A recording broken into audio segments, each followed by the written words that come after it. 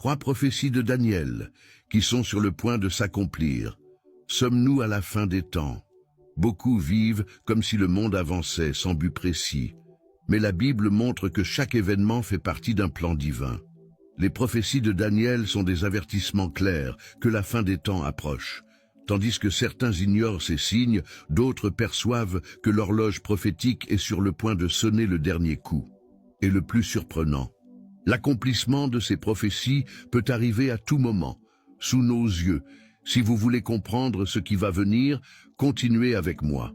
La prophétie des 70 semaines, rapportée dans Daniel 9, n'est pas seulement un calendrier prophétique, c'est la preuve vivante que Dieu gouverne le temps et l'histoire.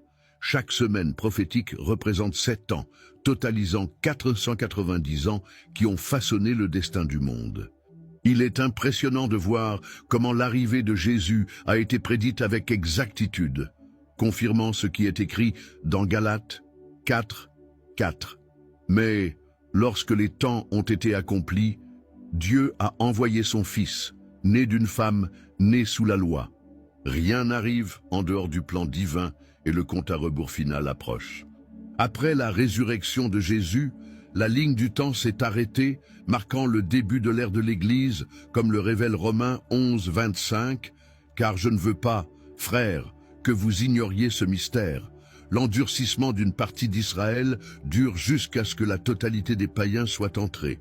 Nous vivons dans cet intervalle, mais l'horloge prophétique reprendra bientôt son cours. À tout moment, un événement mondial marquera le début des 7 dernières années, une période de tribulation sans précédent dans l'histoire de l'humanité. Cette période finale sera une épreuve de foi pour beaucoup. Matthieu 24, 21 avertit. Car alors, la détresse sera si grande qu'il n'y en a point eu de pareil depuis le commencement du monde jusqu'à présent, et qu'il n'y en aura jamais. Le monde sera plongé dans le chaos, mais Dieu restera aux commandes. Cette période culminera par le jugement final, où chacun rendra compte devant le trône de Christ. Il n'y aura pas d'échappatoire pour ceux qui auront rejeté la vérité. Le compte à rebours a déjà commencé.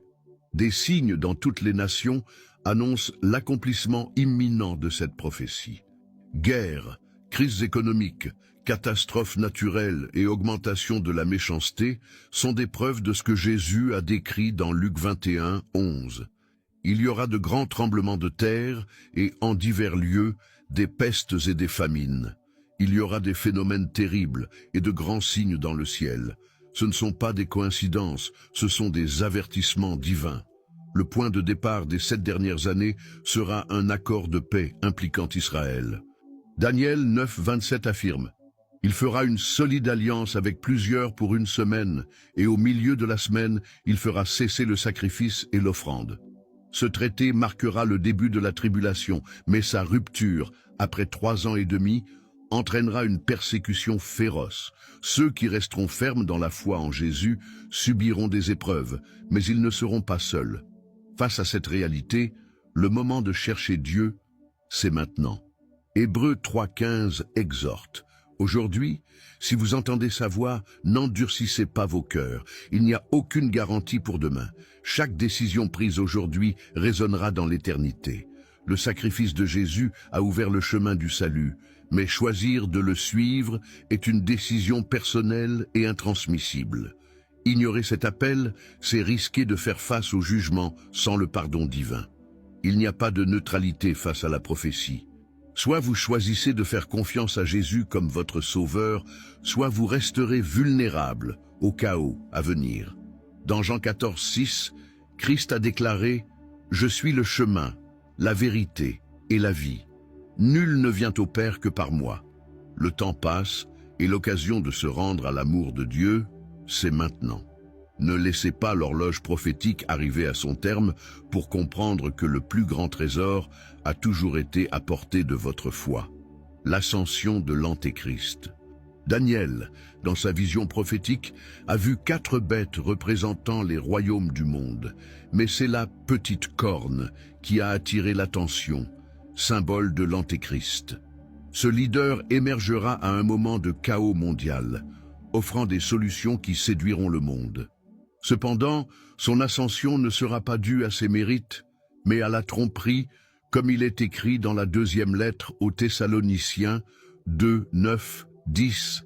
L'apparition de cet impie se fera par la puissance de Satan, avec toutes sortes de miracles, de signes et de prodiges mensongers, et avec toutes les séductions de l'iniquité pour ceux qui périssent. Beaucoup le suivront, aveuglés par la promesse de paix et de prospérité. L'Antéchrist ne gouvernera pas seulement par la force, mais aussi par la manipulation des lois et de la culture. Daniel 7, 25 prophétise. Il prononcera des paroles contre le Très-Haut, il opprimera les saints du Très-Haut, et il espérera changer les temps et la loi. Ce qui semblait autrefois impensable deviendra la norme. La liberté de foi sera attaquée, et ceux qui confesseront le nom de Jésus feront face à la persécution. Pourtant, ces fidèles seront fortifiés par Dieu, comme promis dans Matthieu 10, 22. Vous serez haïs de tous, à cause de mon nom. Mais celui qui persévérera jusqu'à la fin sera sauvé. Si vous souhaitez persévérer jusqu'à la fin, écrivez dans les commentaires « Seigneur Jésus, aide-moi et donne-moi la force de ne jamais m'éloigner de ton saint chemin. » Au début, l'Antéchrist apparaîtra comme un pacificateur. Il conclura un traité de paix avec Israël, comme le déclare Daniel 9, 27. Il fera une solide alliance avec plusieurs pour une semaine. Cet accord apportera un soulagement temporaire aux tensions du Moyen-Orient, gagnant la confiance des nations. Cependant, cette paix sera illusoire, car après 3 ans et demi, le dirigeant rompra le pacte et révélera sa véritable nature, prenant le contrôle par la tyrannie. À ce moment critique, l'Antéchrist se proclamera Dieu, profanant le temple de Jérusalem. Jésus a averti dans Matthieu 24, 15, 16. C'est pourquoi, lorsque vous verrez l'abomination de la désolation, dont a parlé le prophète Daniel, établie en lieu saint, que celui qui lit fasse attention. Alors, que ceux qui seront en Judée fuient dans les montagnes. Ce sera un temps de grande détresse, mais Dieu restera aux côtés de ceux qui ne renieront pas leur foi. La persécution se répandra à travers le monde. Apocalypse 13, 7 décrit le pouvoir de l'Antéchrist. Il lui fut donné de faire la guerre aux saints et de les vaincre. Et il lui fut donné autorité sur toute tribu, tout peuple, toute langue et toute nation. Toutefois, ce règne aura une fin. La souveraineté de Dieu ne sera jamais ébranlée et la résistance des chrétiens sera soutenue par le Saint-Esprit. Chaque acte de fidélité sera gravé dans l'éternité et aucune souffrance ne sera vaine.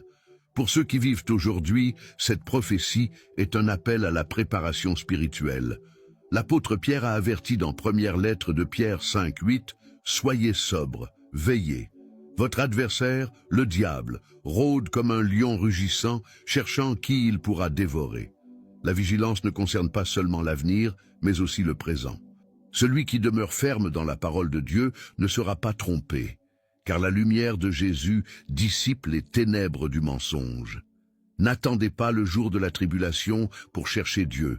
Le salut est disponible dès maintenant en Jésus-Christ. Romains 19 assure. Si tu confesses de ta bouche le Seigneur Jésus, et si tu crois dans ton cœur que Dieu l'a ressuscité des morts, tu seras sauvé. Le temps est court, mais l'éternité dépend du choix que vous faites aujourd'hui. Ne remettez pas à plus tard ce qui peut transformer votre vie dès maintenant, le royaume éternel. Après la chute des royaumes terrestres, un nouveau gouvernement surgira, non par la force des hommes, mais par l'autorité de Dieu. Ce royaume sera éternel, dirigé par Jésus-Christ, comme le décrit Apocalypse 11, 15. Le royaume du monde est remis à notre Seigneur et à son Christ. Il régnera au siècle des siècles. Contrairement au gouvernement défaillant de ce monde, ce règne apportera une justice parfaite, sans corruption ni oppression. Chaque nation verra que seul Dieu est digne d'honneur, et toute langue confessera la seigneurie de Christ. Dans ce royaume, la souffrance ne sera plus qu'un lointain souvenir. Apocalypse 21, 4 promet « Il essuiera toute larme de leurs yeux. La mort ne sera plus. Il n'y aura plus ni deuil, ni cri, ni douleur, car les premières choses ont disparu. » Imaginez un monde où la tristesse n'existe pas, où chaque matin et marqué par la paix inébranlable de la présence divine. Il n'y aura plus de maladie ni d'adieu, car la vie sera éternelle et la mort perdra à jamais son pouvoir. Dieu ne sera pas distant dans ce royaume, il vivra au milieu de son peuple. Apocalypse 21:3 déclare « Voici le tabernacle de Dieu parmi les hommes. Il habitera avec eux, et ils seront son peuple, et Dieu lui-même sera avec eux. » Il n'y aura plus de barrière entre le Créateur et la création. Chaque personne aura un accès direct à la présence divine, expérimentant l'amour pur et parfait qui transforme l'âme.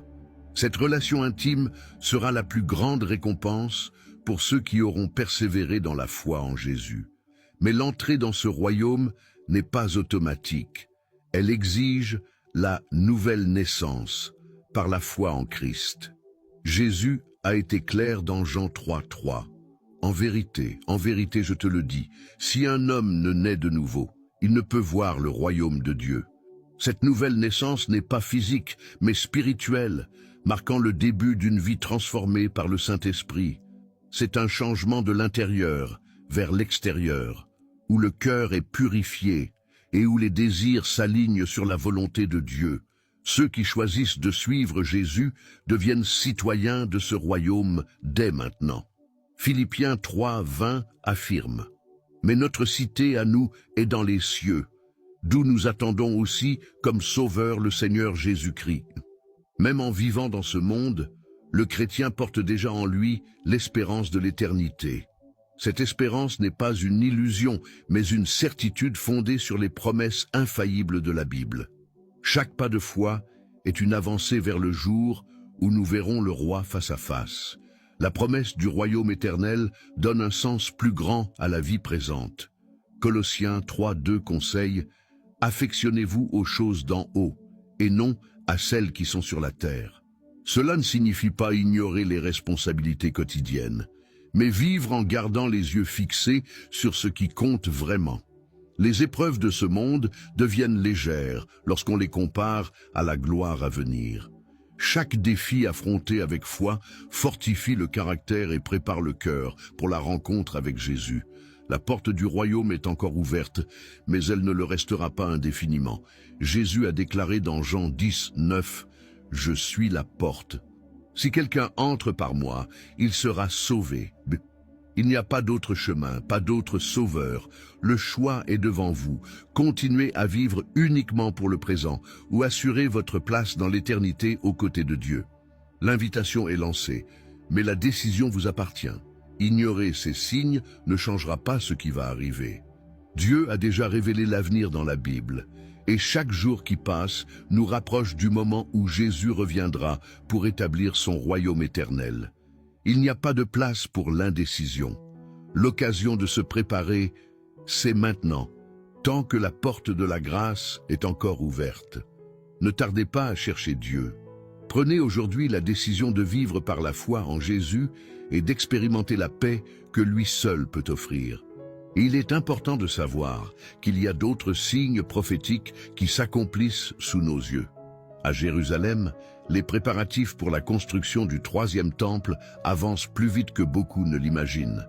Et l'arrivée des génisses rousses pourrait bien être la clé pour que la prophétie s'accomplisse. Vous voulez découvrir comment cela se connecte avec le retour de Jésus? Ne manquez pas la vidéo où nous révélons ces détails impressionnants. Vous serez surpris de ce qui se passe en Israël en ce moment même. Cliquez maintenant sur l'écran final ou sur le premier commentaire pour regarder. Que Dieu vous bénisse.